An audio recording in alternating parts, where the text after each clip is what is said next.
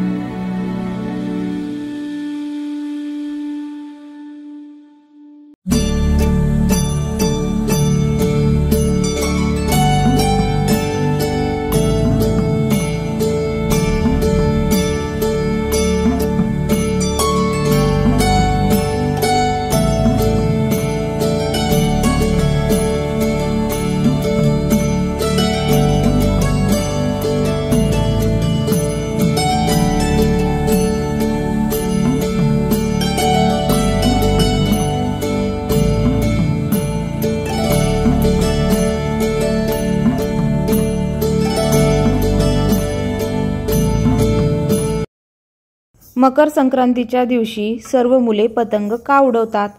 मकर संक्रांतीच्या दिवशी लोक अनेकदा घराच्या छतावरून पतंग उडवून हा सण साजरा करतात. या दिवशी त्यांच्या शरीराला सूर्यप्रकाशाचा फायदा होतो.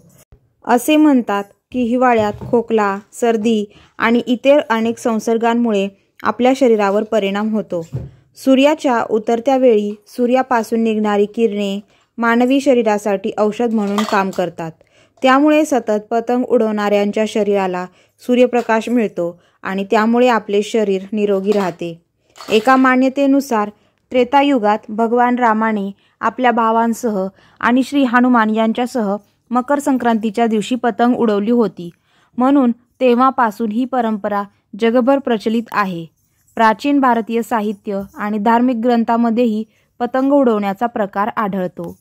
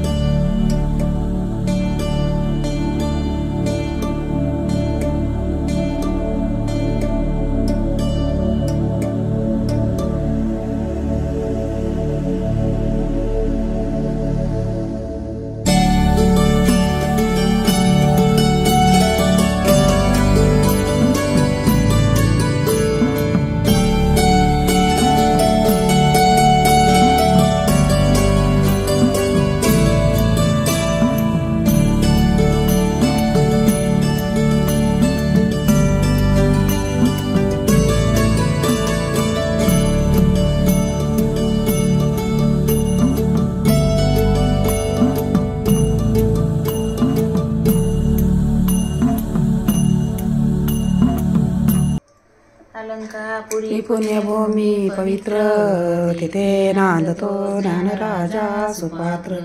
तया आठविता महापुण्य राशी, नमस्कार माझा श्री सद्गुरु ज्ञानेश्वरासी. पुंडलिकावरदेव श्री विठ्ठल श्री ज्ञानदेव तुकाराम, पंढरीनाथ भगवान की जय.